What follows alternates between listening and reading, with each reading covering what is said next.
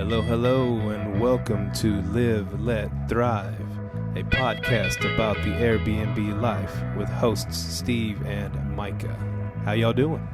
How you guys doing today? I'm your co-host, Myka Artist. Also, I guess you're the co-host, huh? Oh, yeah. We didn't even... This is our very first episode. We haven't sorted it all out yet. Yeah, we're in your pad, so hey, you're the host. Yeah, the host with the most. So what this... You want to tell the audience what this podcast is about? Podcast is mainly about Airbnbs, renting out your pad, real estate, because we're real big into real estate investing, and we figured we'd talk about it on a weekly basis. Yeah, that's pretty much it. See y'all later. All right. So, yeah, we're an Airbnb podcast, and I guess today we'll just go over a few things. I guess we'll introduce ourselves. Who am I looking at? What's your name? Myka. Myka, we both live, of course, in the DFW area. I've been investing in real estate for about 10 years. I've been doing Airbnb for about 6 months. That's pretty much what I've been doing for the last 6 months, man, and I love it, man. It's good stuff. So you I guess we could say where we're at. You have a condo in Arlington. Yeah. Got a condo in Arlington. It was an Airbnb, but that kind of got shut down by my condo association.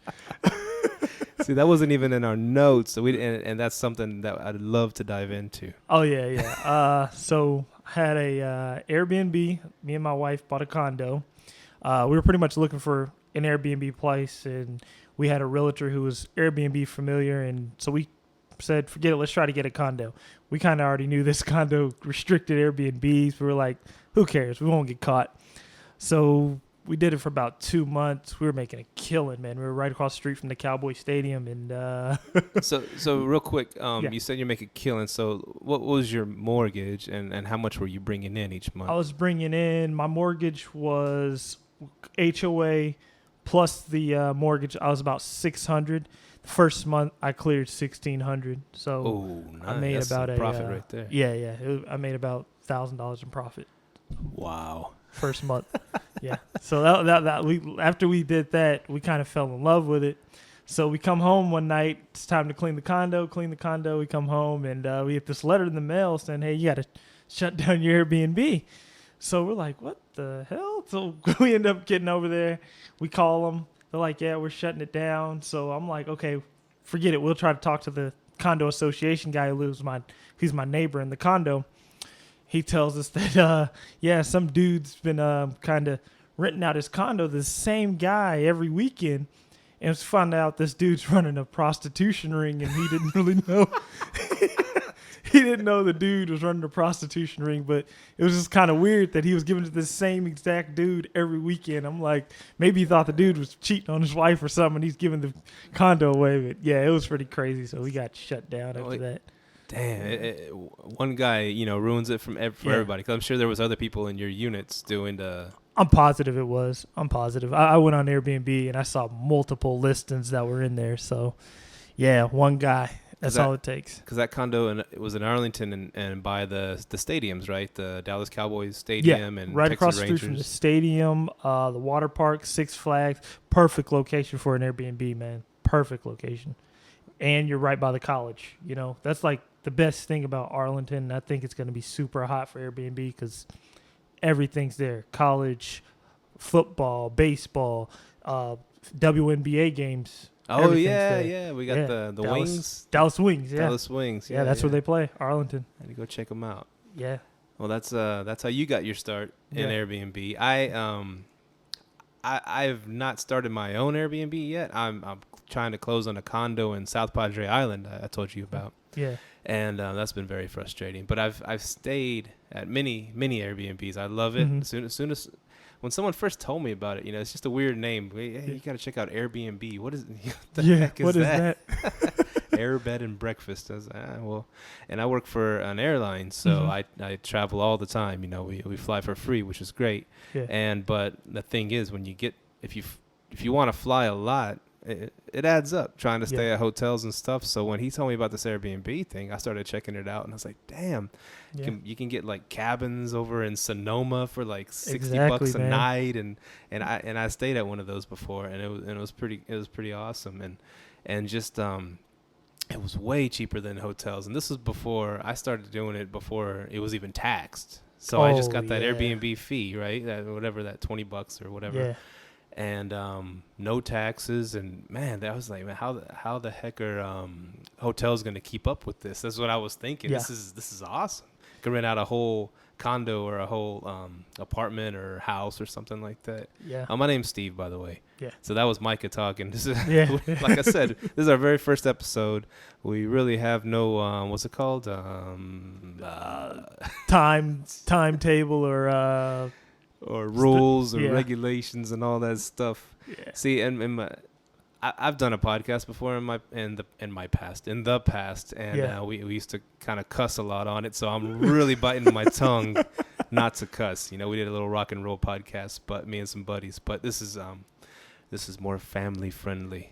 So please excuse if it's a few things slip out, because And so so I'm Steve, and I have I'm getting into real estate too, and I have a house in Arlington, which I really wanted to Airbnb. I wanted that to be my first Airbnb, and I didn't I didn't do it because I started hearing the naysayers, a little bit saying, you need to get you a dependable renter in there, and it's more guaranteed money and this and that, and plus you got to fix it all up, and that might be true. You might have to make it look pretty, and that's fine.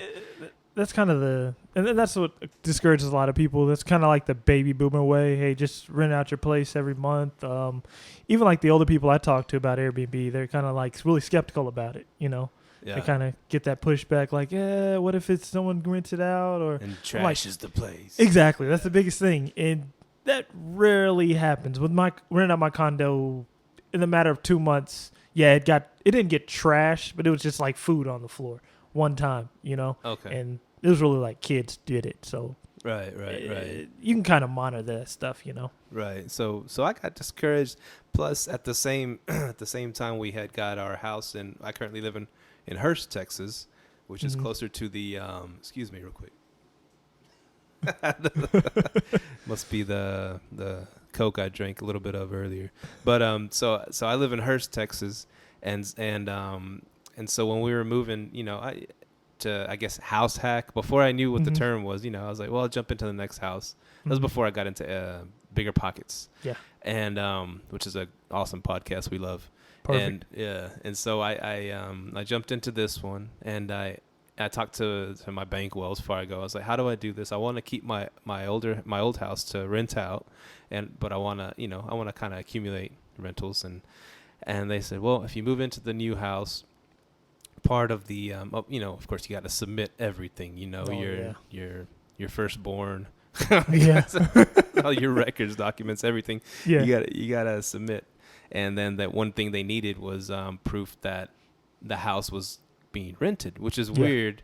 I'm like, how can I jump into the next house? How could someone be renting it before I even get to the next house? You know what I'm saying? So they just want to see that someone's about to rent it. And so it just so happened there was people. I started putting the word out there a little bit that I was gonna move, and a friend of a friend kind of thing from Facebook put on there, hey, me and my family are looking for a place to stay, blah, blah, blah. And she sent her to me to talk to me. Yeah.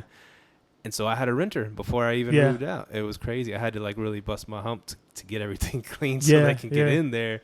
And that was my Airbnb dream dashed. But I like you, my mortgage I got it after the crash, after 2009. Yeah. And so I got it a good price, and my mortgage was $650 a month. Yeah. And so they're paying $1,250 a month. So I'm doing pretty good on it too. That's good. But and then you were telling me that because I live by the stadiums too. I was like, man, a 4-bedroom house would kill it on Airbnb. Yeah. And I was like, no, that's what I wanted to do. Yeah. See, and with a house like that, man, that's why Airbnb is so lucrative, because you could really be really creative with a 4-bedroom house. You can either, hey, I'm going to rent out this whole house, or I'm going to rent it by room, and just have a common area for each guest. 2 guests each room. That's what 10 guests. I went for 4 rooms, 8 guests. You know what I mean? Right. Yeah. So it's definitely a lot of opportunities with Airbnb that people are just now starting to realize. So. Right. And it even technically it could have even been a 5-bedroom because it has like this big add-on, which is like an extra like 2 living room type thing. So that could have been a 5. I mean, I could have made some money on it, I think. Oh yeah, definitely. But it just all happened at once, and someone jumped in there, and how long are your renters in? Their lease is up in November, so they signed a 12-month lease. Oh, okay. And so this November coming up, which, I mean, if they stay, I don't know. They've been good. They've been paying me, and I'm getting that, I'm getting used to that mailbox money.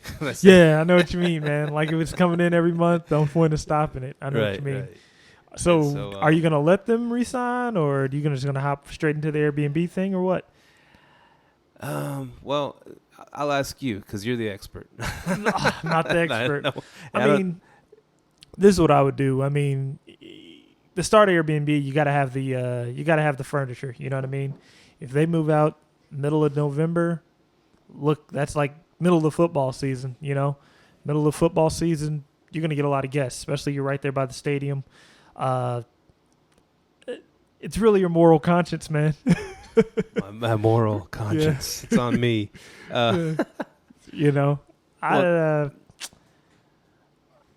If they wanted to re-sign, I'd go ahead and re-sign them. But if they wanted to move, like I wouldn't discourage them from moving. Right. That's how I'd look at it. Definitely. That's cool. Yeah. If they I might let them stay again. But I got off topic. I'm trying to adjust the dials a little bit. This is our first. Remember, this is our first podcast. Give us a break, Yeah. This is my first time doing it, so so it's all good. So, anyways, so that's my history. I got a house in Arlington, and I'm closing on a condo in Padre, and that's gonna be my first true Airbnb. And you told me, and it's fully furnished. It's a good deal. That's perfect, I told you about it. Can't beat that. And there is a hang up though, and it's already passed. The hang up is the my bank, Wells Fargo. They don't think that the condo association, the HOA, has enough flood insurance for the condos as a whole. They view that. I mean, I thought, well, I'll get flood insurance and we'll be all good. And it goes, no, it's the whole it's like 30 unit condo, right? Set of condos, and they so they view it as flood insurance for the whole thing. And so they're telling what? And they're telling and makes sense though. Yeah, and the association, they do have flood insurance, but Wells Fargo's saying it's not sufficient. And so they're going back and forth with the lady, and she's the head of the HOA, and she's sending them the paperwork. I mean, it's been dragging. It's almost like I just want to bounce, Well, I mean, you're already right there on the dotted line. You're right there, right? So, I mean, what are the rental rates down there? Have you checked? Like as far as monthly or seasons, like seasonal, like, hey, what does this, like, I know the summer times you're going to be booming. That's where people are going. Right, summer and spring break is pretty big over there. I checked out that because Vacasa runs the one that I'm trying to buy. You've heard of Vacasa? Yeah. I think I looked them up before. That's a rental. What is it? Property management, rental agency, whatever. They rent out these people's condos for them. Okay. And so, and they take 30%, dude. Well, I mean, we're remote to San Padre, so I mean, I understand that. Being from a remote location. I'm real hesitant on doing it remotely. I like, at least if it's in my town. But if you're going to do it remotely, I mean, you're still going to make a profit. I mean, you might hate that 30%, but, Yeah, that's true. And the remote thing, that's what kind of scares me. But I mean, to keep that 30% in your pocket and do it yourself on Airbnb, I'd like to try it. The only way I could think you doing that would be having your own cleaner, and also me and my wife are actually looking at these new locks that are out, which you can control them Wi-Fi. Like you can be all the way here in Arlington or Hurst, Texas, and control it all the way in San Padre. If you have this, the lock connects to the Wi-Fi, it actually connects to Airbnb.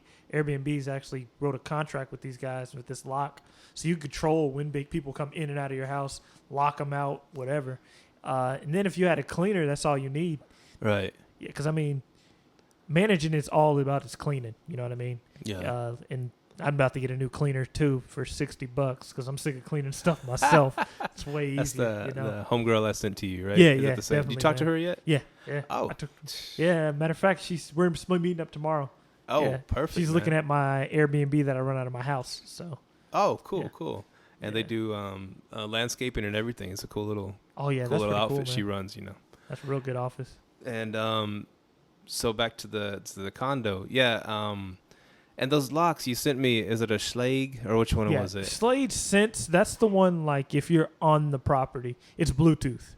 Right. This new one I'm talking about is called Remote Lock. Go to remotelock.com. Oh, okay. Man, it's like that. It's me and my wife are gonna test it out on our condo first, and then we're gonna see about it at our house. Because we don't use the condo as an Airbnb, but we use it as a corporate rental. So we still need that. Okay, we'll dive into that too in a minute. Oh yeah, the corporate rental. Definitely, man. Because you sent me that thing on the lock. Now with that lock, am I supposed to get some kind of I don't know, some internet hub in my house that uses which lock? Which lock? The remote. The remote one.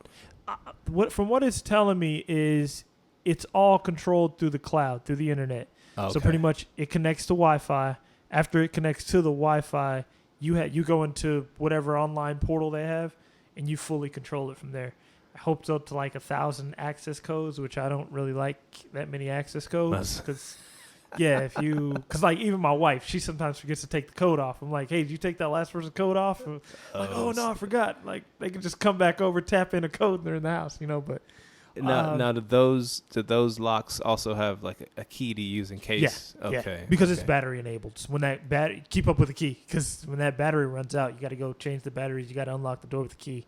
Okay. So, yeah. Because my buddy has a condo in those same units. Okay. And so there's like a little barbecue spot right down the road, and he kind of leaves keys there, extra keys at that place. So I might get to know those people or somebody, and in case that happens, the battery dies or the Wi-Fi ain't working. Oh, good point. Then Fail they can safe. go grab the key.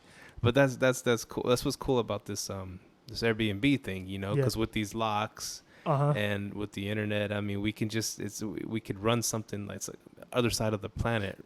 Definitely, man. It's nuts, man. Yeah, and I think that's really what Airbnb is, man. If you can get a cleaner, you're good. You're in there, And I think if you get it that lock, boom, you're in and out.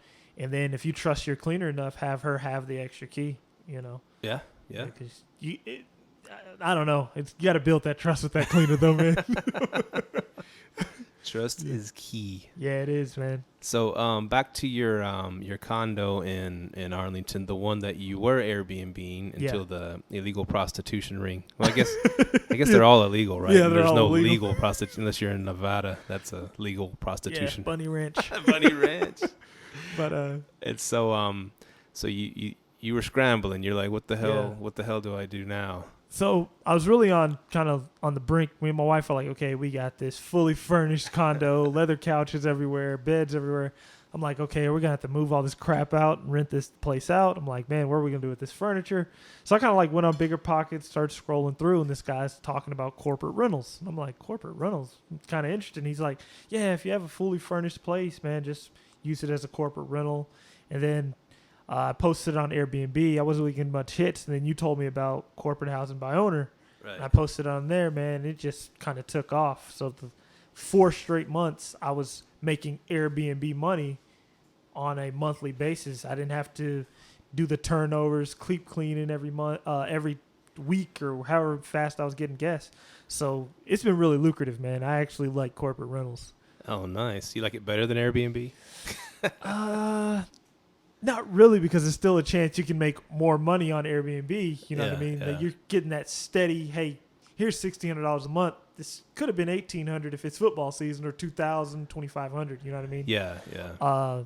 But it's less work. It's definitely less work, man. Definitely less work. Well, that's good. That's good that you're able to find something. That's what's cool about real estate. People get scared and like, because so many people I talk to, like, oh, you're renting out your house. Of course, the first thing they say, oh, you're gonna be a slumlord. That's the first thing. I'm like, no, I wanna rent and have a nice place and just make some, some passive income. Yeah, and it's interesting when you said about house hack, man, because me and my wife, we're really trying to. After we read Rich Dad Poor Dad, real estate people read. The Bible of real estate. There you go, the Bible of real estate. So after we read that, we kind of wanted to cut back on expenses. And we were wanting to sell our house and get something smaller. But then we started thinking, hey, how about we just Airbnb the extra bedrooms, So, and that's when you say you get in those slumps. But then that's why real estate's so cool, man. It's very creative, man. You got to be creative with it. Exactly. And stuff happens, but you got to have your exit strategies and stuff. Definitely. That's what's cool. I mean, if you got a house, you're written out and having a problem with the people and you just get tired of being a landlord, you can sell it. You can sell it. I mean, it's a sweet, right now, especially with the market crazy high. Oh, especially out here, man. Yeah. Everywhere, I think, pretty much. Oh, yeah, it's getting like that, man. Like, even where I'm from, it's like they're having rental freezes where I'm from in Portland, man. I heard people are rioting out in the streets. The rent's so high, man. It's bad. I'm telling you. They're like rioting on the courthouse steps, telling people. So, like, I think the city had to, like, tell people you can't raise your rent. It's Oregon and Washington are like the next California, I think. Wow. Yeah. That's insane. But, so you're doing the corporate rental, doing good at that. Yeah. And you're renting rooms out of your main house, your habitat, your home. Upstairs in my house, man. How's that going? I mean, man, it's been perfect, man. Was your wife kind of trepidatious about it? Man, it took me a while to get her on board. She was like, a woman's like, it's my territory. I don't really like it. So first 2 months of us doing it, it was pretty successful. So we're making like first lady, she stayed 10 days. And we were only renting it out for a pretty cheap price, like $30 a night. So first week, boom, we already made 200 something bucks. Yeah. So she's like, okay, it's pretty cool. And the people were pretty chill, pretty laid back. So we started getting more people, and then she kind of got on board with it after she seen, like, you barely see these people. Like, the first two guests, like, they were just in and out. Like, hey, wake up, go to work, shower, I'm out again. Like, we seen one lady twice. And that's the good thing about having a remote lock. When they check out, they're gone. When they check in, they don't need you, So it was pretty cool. Sweet. Yeah. And they enter the front, and there's a stairs right away, and so they don't even go into like where the living room area is or anything. Like they won't even come into our area. As soon as you walk into my house, I have my stairs to the left. Boom, you go up to your room. Then I have like a board to my right. It tells you where your room is, which room you rented out. And we kind of have them labeled like room A, room B. Right, and you kind of tell them, hey, the directions to the room. And I also text them as well, man. Yeah. I notice a lot of people, I don't hear a lot of people telling them to be personable with your guests by texting them. Don't sit there and keep communicating with them through the Airbnb app. It's not personable. Because like as soon as they book and confirm, you have their number now. Right. Get personable with them. Just text them. And they feel, and that's how I got so many reviews, I got a lot of reviews just being personable with the guests. That's cool. Yeah. I stayed with me, my wife. I have a 9-year-old daughter, and we have a brand new baby. So we're here at my house. I mean, it's pretty quiet over here where we're at, but it can get pretty loud with the baby and a little dog. But before our baby came, we went with we had my 9-year-old daughter, me and my wife Lupita, and we went to San Antonio.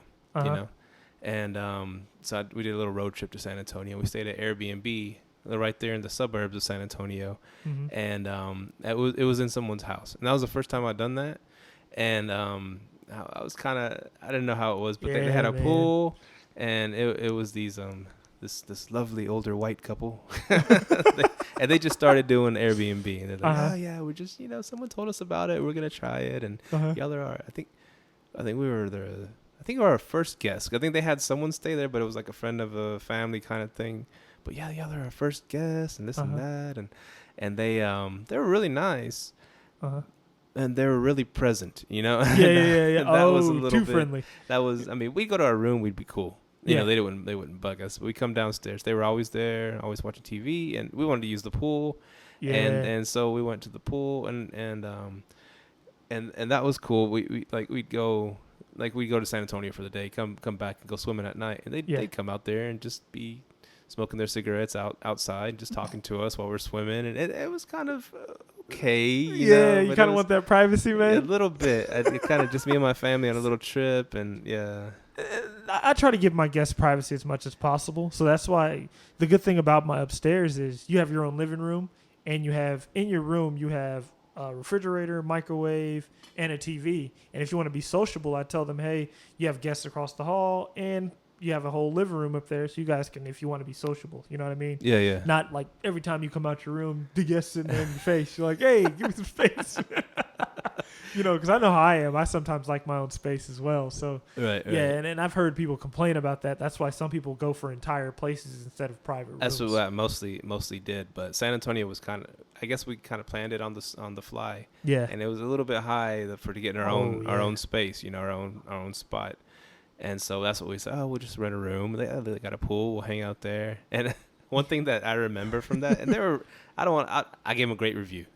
Even if I didn't like a place too much and it was all right, I still give them a good review, whatever. Yeah. A decent, not a glowing review, but like a decent review. Yeah. Really great. They're knowledgeable. They helped us. But anyways, so we got back we went and grabbed some lunch. We came back to the kitchen or the little dining room area, and we got some Whataburger, and we were sitting there eating. And then the ladies, and of course, like I said, they were pretty present. The ladies like, oh, where'd y'all go? And I was like, oh, we just got some food. We're hungry. Like, oh, we went to Whataburger. I was like, She's like, I love Whataburger. And I was like, oh, okay, you want some fries or something? Oh, okay. Yeah, this is weird, man. Wow, man. Digging in my fries. I started munching on my fries. Like, wow, man. Like I said, they were very present. Yeah, they were very man. there. There wasn't.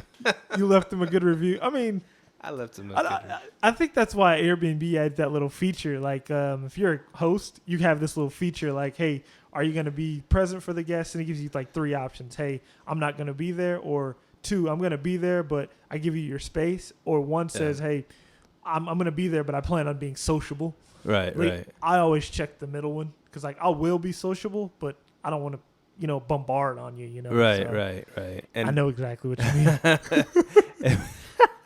It wasn't as bad as I saw the HomeAway commercial recently. You seen their new commercial? No. What is it? Okay, and it shows this family going on vacation and they go to this says this is he's written his spot, and they get there and some dude with some big fat dude with no shirt on answers at the door. Hey, welcome to my house. He's like, the funny thing is I've had Airbnb guests like come to me and like say, hey man, your place is really great, and I've been to other places that aren't so good. Like, this is what I say about that. Like, I know when you go to that place when you're uncomfortable, don't leave a bad review, but leave them something in the feedback area. Say, hey man, just kind of leave them something in the feedback so it's kind of hidden from everyone else. Yeah. I had a guy, he told me the same thing. He said he went booked with this lady for a whole week. He said, man, after a while, he just got really uncomfortable because she seemed like she had an attitude. And he goes,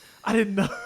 He told me he didn't leave her a bad review, but I'm like, he told me he just got up and left and he had like 4 more days booked, but he didn't even stay there. I'm like, man, if I spend my money, man, I don't know if I don't know if I'll leave you a bad review, but I will leave you feedback. Like, hey, I felt kind of uncomfortable, But at the same time, I think you may need to word it in the review a little bit that it wasn't as comfortable, because other people need to know that stuff. You know what I mean? And if we keep giving these people good reviews, they're higher ranking. Yeah, you're right. And I should have dogged on them. I'm just I ain't gonna lie. I got last week. I got my first, it wasn't a bad review, but he left me something in the feedback, but I was kind of taken back by it because he never reached out to me.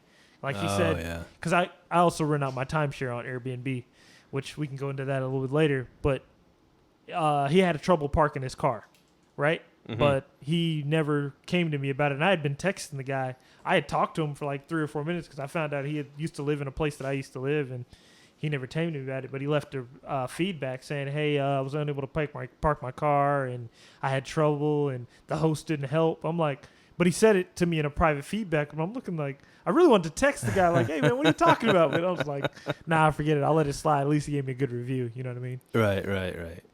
And but that commercial I was telling you, the HomeAway, so they're, in other words, they're trying to harp on that fact that this is what happens when you stay at an Airbnb. You know, big fat guy with no shirt gonna introduce, you know, and all this stuff. And think that's the hotel market doing that.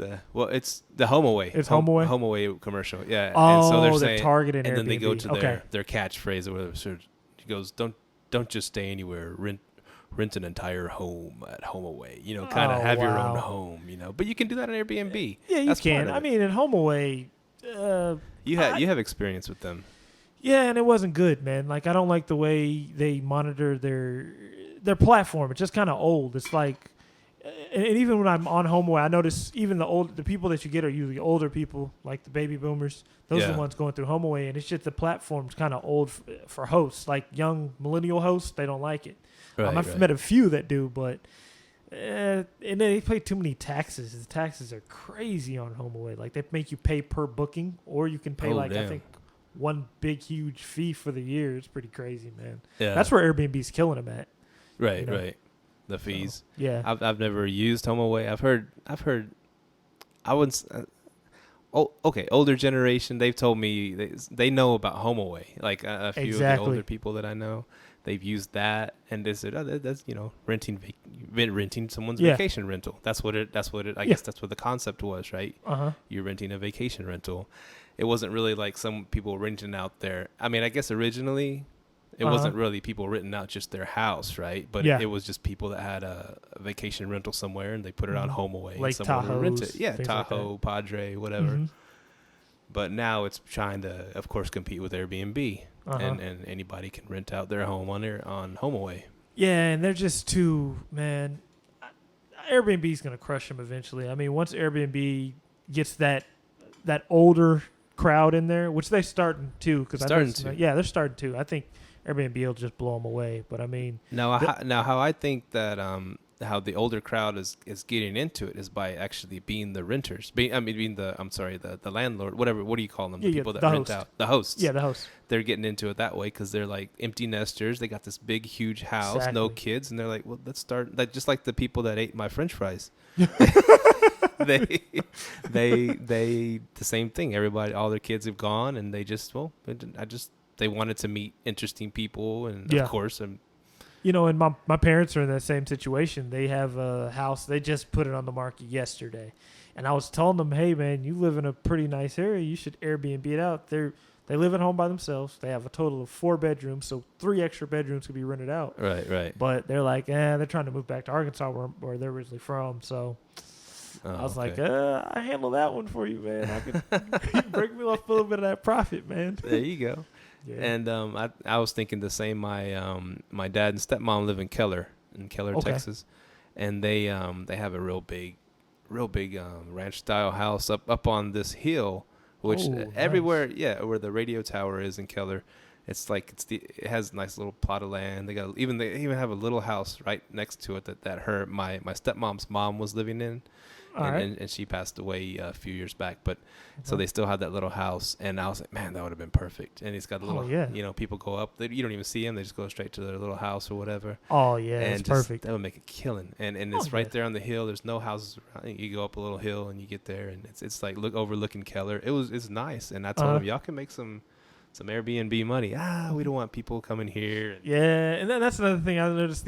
Some of the older people are like, nah, we don't want random people in our house, strangers. And me and my wife were real hesitant like that, but we eventually got over it, man. You know what I mean? Right. And here's the thing, that during the school year, they run like a daycare out of their place. So they're taking care of babies and little kids.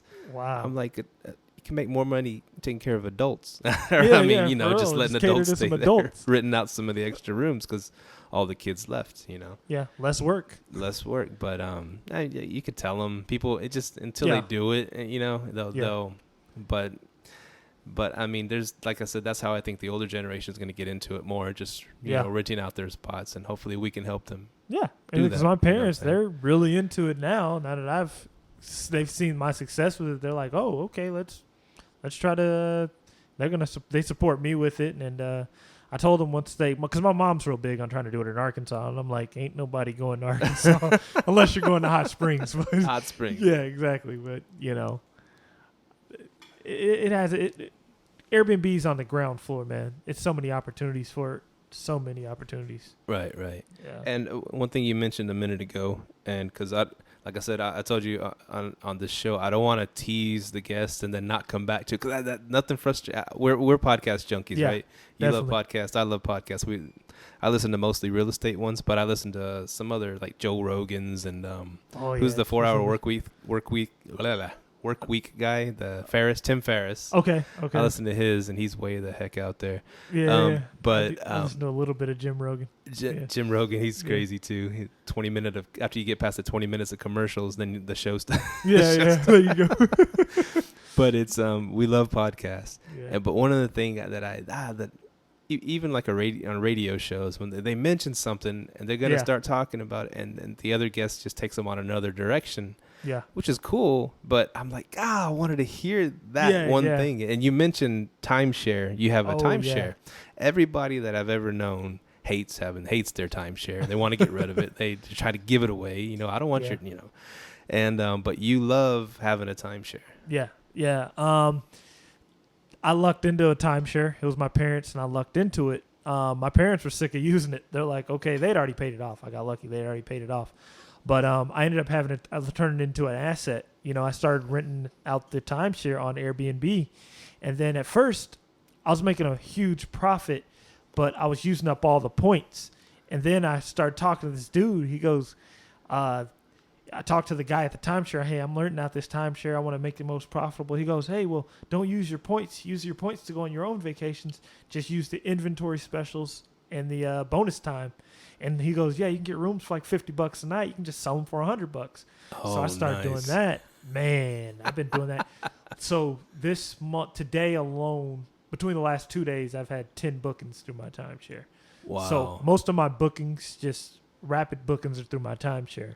Right. My houses, of course, my house and my condo, that's just bonus. You know, because timeshare, that's where majority of my bookings are coming from. The best thing about the timeshare is it's a great way to get reviews. And every person that goes to timeshare is going to get a 5-star review because it's clean. You get a full condo, a beautiful view of wherever you're at. They're in nice areas.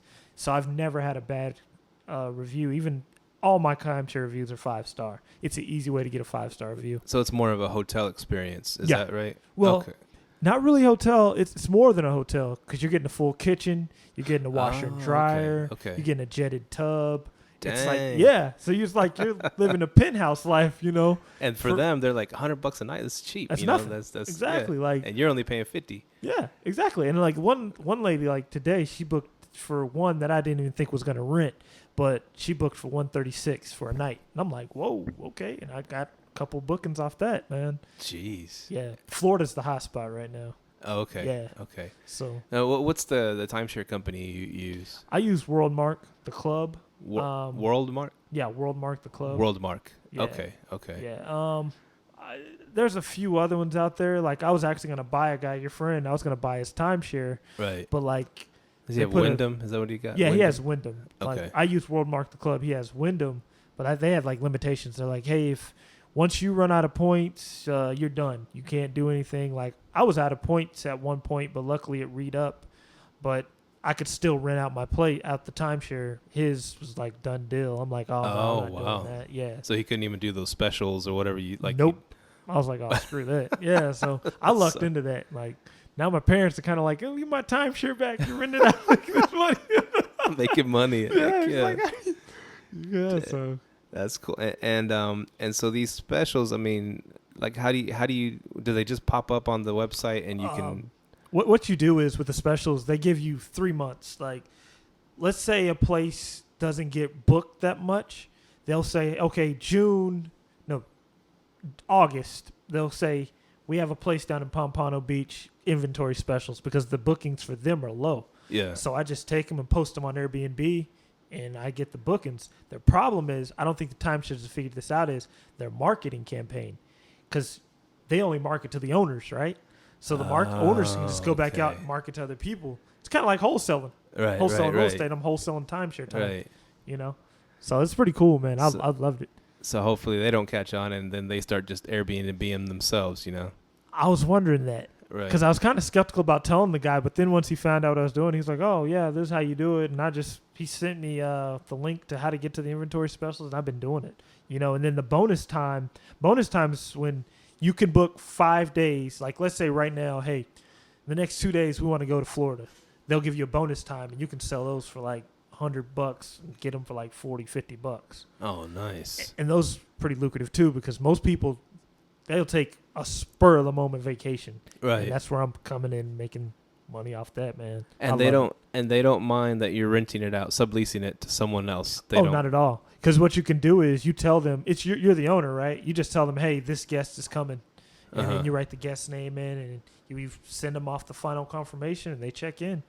And how much do you pay a month to have a timeshare? Like $123. The dues are $123. $123. Now, if you owe on it, it's going to be more than that.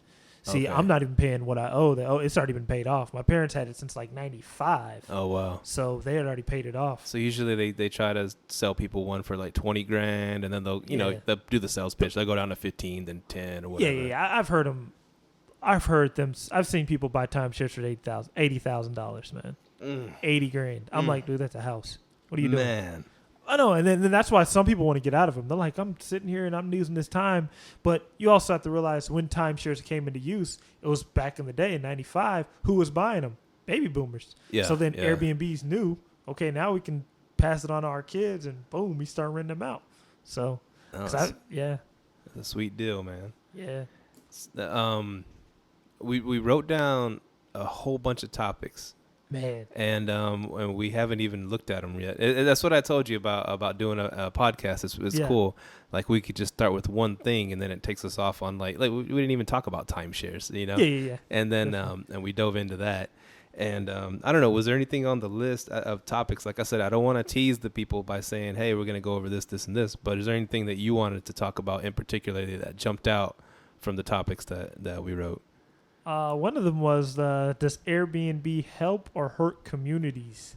I've actually seen some stuff on biggerpockets about that. I think it's both ways. I think it can help and it can hurt it. Help, I think you're bringing in more people, you know. The hurt part is neighborhoods being packed. Because I even noticed on my street, like when I have 2 guests, there are more cars like pulling in on each side of the street. Kind of narrows the street out. Yeah. And I remember in Arlington Airbnb made the news in Arlington because of people throwing parties. That's one of the biggest things. Okay. Yeah, it's the party. People that come in to throw parties. But other than that, I think if it's the right people renting it out and the right hosts, I think it can help the community, man. Because, I mean, most of the people that are staying in like my condo, they're moving here because of jobs, you know, and DFW right now is booming for economy. Big booming, time. Man. So I think it's helping it, you know. People don't have to haul their furniture down. They can sit still for a few months in someone's house and then go find somewhere to live. And one thing that about helping a community is people are making their houses nicer. I mean, you can't just rent a crappy house out. You can, but it's not going to do very well. They taking care of the landscape, taking care of the inside of the house, outside of the house, because they want to rent it and make the most profit off their house, you know? Mm-hmm. So I guess in that way, kind of revitalizing neighborhoods. Like people bring up examples like of San Francisco, how it, that started that's where the Airbnb guys started, right? Yeah. San Francisco. And how like rents have gone like through the roof. And a lot of people want to kick out their tenants, their renters, and so they can Airbnb their places out and make double what someone will pay monthly. Man. And so that's it's hard to find a place to rent. And if you do, it's going to be like you're going to be paying through your teeth, you know. Yeah, and I've seen a guy, I forgot the article, he kind of ran into that situation. The dude bought it like an apartment complex, but he wanted to put out the tenants so he could Airbnb out all the apartment complex. And I think the city stopped him.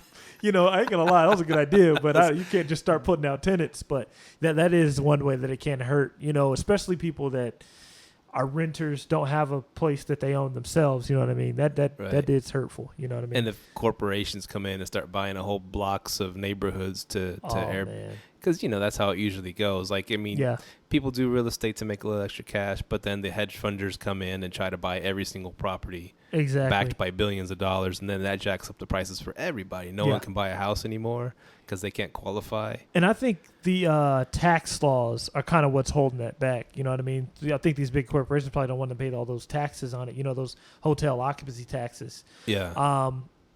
And I know but I think Airbnb is kind of doing good by making the renter pay out all that, and they're only charging you as the host the service fee. So okay, I think see with that, I've been listening to you've been listening to it too. Shampoo and Booze, another a podcast we like a lot about Airbnb. Love that podcast. And they talk about the only thing I hate is how Airbnb doesn't put the tax on there for them to pay. How we have to they just tell us to raise our.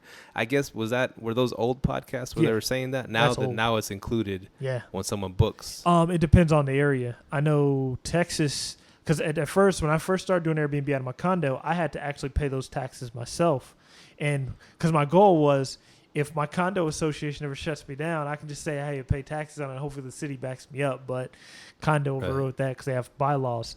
But they're starting to take the tax out now.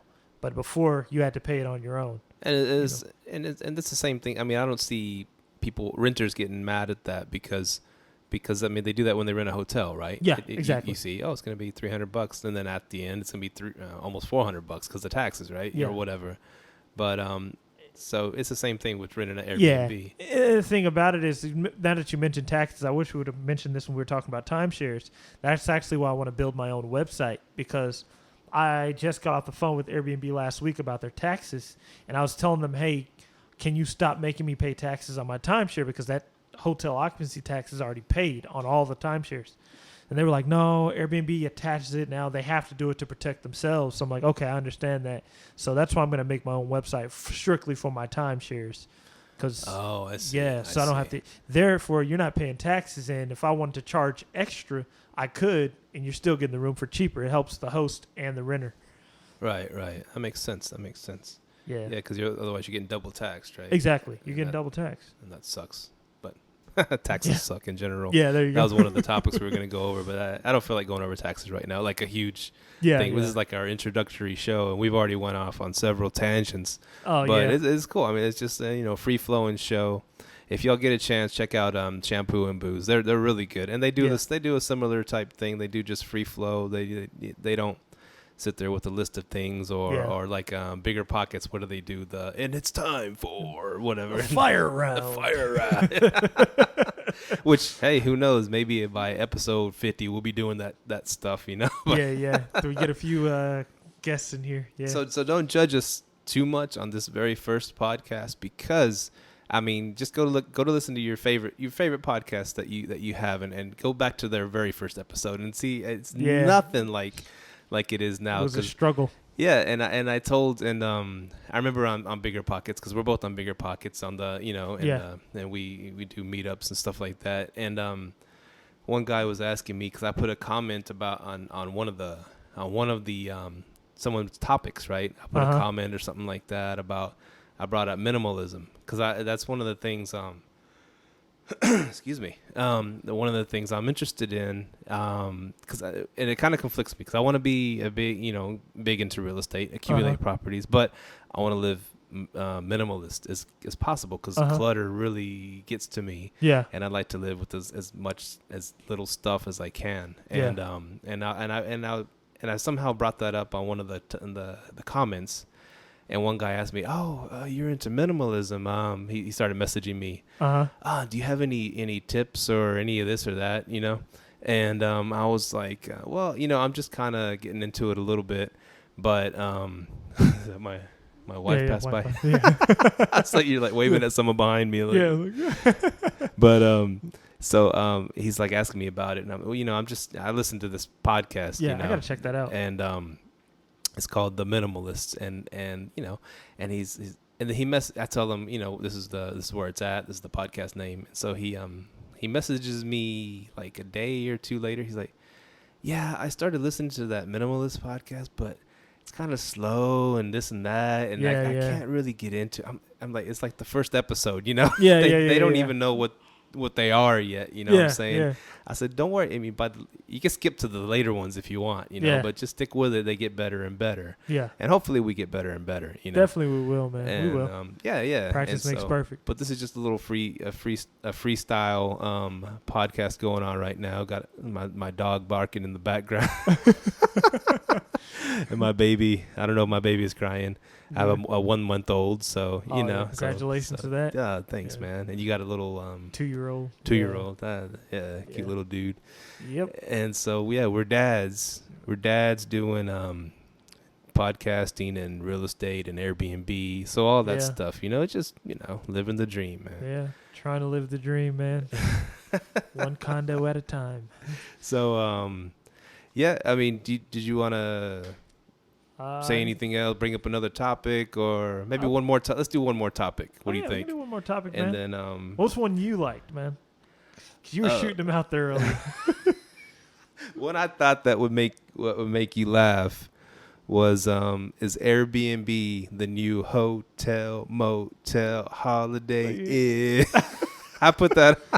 Let me see where that is, man. It's a little bit lower on there. Okay. I mean, I spit out like 1,000 of these topics, but I was like, man, he's gonna get a kick out of that one. And I even wrote in like, is it the new hotel motel holiday?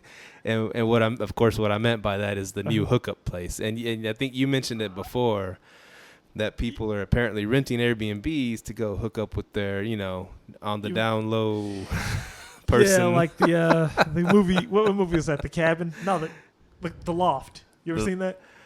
I haven't seen it. It's exactly what they're doing, but they weren't renting it out. What they did was they just bought a loft and they'd all go there to hook up, on the down low. I was like, wow, it was a crazy movie. Check it out. It's on Netflix, man. But yeah, I think that happens. It happens, man. It's safer than a motel, right? I mean, it's cheaper than a hotel. But I mean, what do you want to do? Put your condo on Tinder, man? Meet someone on Tinder? Hey, I got a spot for you, man. Man, there's money into it. And it sounds funny, but I remember I was looking. It was that same trip, and I was looking at a spot in somewhere, places like maybe on the way to San Antonio or around there, and there was a place in New Braunfels popped up, and it showed this like. And like the first picture is this picture of like these young college girls wearing like, skimpy clothing, right? Yeah. And I mean, of course not negligee or nothing, but just skimpy clothing, all smiling and stuff. And I'm like, and of course I clicked on it just to see, because, I'm interested in New Braunfels. And and so I clicked on it, and it's showing these pictures, and then it shows this like it's like a big house. I don't know, big house, and you rent a room. They rent it room to room, and it was like $600 a night. It was expensive for one night to rent a room out of there, and on the description it said something like, this is our Airbnb in New Braunfels, and started describing it, and it's close to the college, and the swimming pool is really popular in the summertime. And it showed the swimming pool, and there was like, girls in bikinis at the pool. And he goes, and I think it said like 9 or 10 girls lived there. And he goes, and they can be, and he said something like, they can be as friendly as you want to be with them. They can be very sociable if you like, or if you want your own space, then you have your own space. Wow. And so I was like, this is a brothel. Yeah. That's actually what pretty it much is, man. Every picture, was the room. The room was a little crappy, like college dorm looking thing, but it always had like these hot girls in the pictures, and I was like, he's running a bunny. And it was a trip, man. So yeah, $600 a room. It was $600 a night. $600 a night for a little bitty 1 bedroom. It's the legality to that. The laws. Don't know. I don't know. I did, especially with it being that public. The way he worded it, they can be as sociable or whatever as you wish them to be, or they can leave you alone. It's not saying they come with the room kind of thing. Gotcha. I don't know. Okay. I don't know how that worked, kind of like the leave the money on the table thing or whatever the technicalities. Yeah. You know, but it tripped me out. So might be part of the base pay, $600. $600. So that's why I thought, yeah, hotel, motel, Holiday Inn with the new Airbnb could turn into that, and I bet people have done that. You know, rent Airbnb to go. I think that's kind of what some corporate rentals are. You know. Not really brothels, but legal brothels, you know, with the camera, and you upload it to the internet. Now it's legal, called porn. You know, you know what I mean? We could talk porn all day, but we're going to just veer off into something. We don't want to end it on that. Let's pick another topic. How do we segue? I mean, how do we, work our way to the next? That's just a strange segue right there. I know you mentioned one thing. What else will is the share economy they're calling it, right? Airbnb is a part of the share economy because you know you're renting out part of your house. Yeah. And it's I guess sharing. They're paying for it. Yeah. But the other thing is, and the thing you looked into was renting out one of your cars. Yeah. While they were here, so part of the whole share economy thing. But you never went through with it. But it sounded like a strange idea to me. I've heard a couple people talk about it. I kind of stopped doing it because I realized, okay, insurance. I don't want to have to pay insurance on it. But then I also found out about this place that already does it, which is called Turo. It's like the Airbnb for cars. Yeah. So I kind of held off on it. I'm like, maybe in the future I might, but it's just too much work with it. You know what I mean? Renting out your car, got to get insurance, got possibly baby seats. You know, it's a lot of stuff that goes with that. You'd have to get some legal protection on that because, let's say they go out and have drinks and they kill somebody. I mean, I'm saying an extreme situation. Yeah. They can go after that person, but hey, who rented them this car? You know, blah, blah, blah. Did he know they were going to go out? You know, they can do some crazy stuff like that. So you got to be able to protect yourself. And because that's what I thought when you mentioned that, I was like, oh man, you know, if I get that condo in Padre, I have a little Jeep there. I can rent that thing out. And then I started thinking about that. But then when you go to Padre to party, right? South Padre Island, you go to party, and they're gonna probably be drinking. And I was like, I don't know if I want to do that. That's too much liability, man. Exactly. And even bicycle, I like, you know, get the little couple beach cruisers and say they can rent those out. You know, if they want to add that to their fee, to rent them out each day, they can have a little beach cruiser. Cool. That would be cool. But then again, what if something happened and they said, well, I'm responsible because I rented them out a beach cruiser. Someone ran them over or something. You could actually add little small stuff, like it doesn't have to be a cruiser, like a little bike that they could ride. You know, just have it just in your pictures. You know, right, something like that, or a golf cart even. You know, there's something small, different things. But yeah, it's the share economy that people are.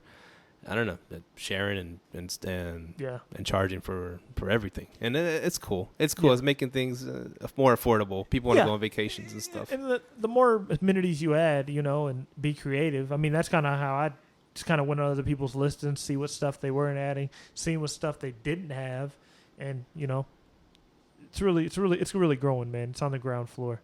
So yeah, this whole thing is, I mean, whole Airbnb is still, I still know a lot of people that don't know what Airbnb is at my work, at my job, and they won't sign up. I'll send them the little code here, and of course I get what money out of that, right? Yeah. If they sign up under my code. It's like $10. I think they give you $10 for a guest and $20 for them to be a host. I'm pretty sure. Right. Yeah.